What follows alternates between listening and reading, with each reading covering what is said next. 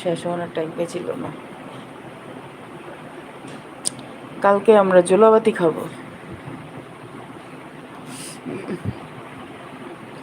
আমি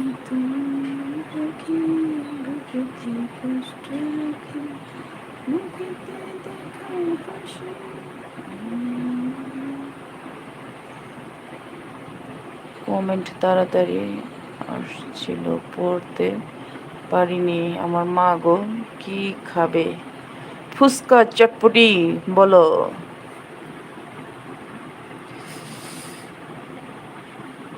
কি খাবে? ফুচকা বললাম না, বোম্বাই মজদা ফুচকা চটপটি।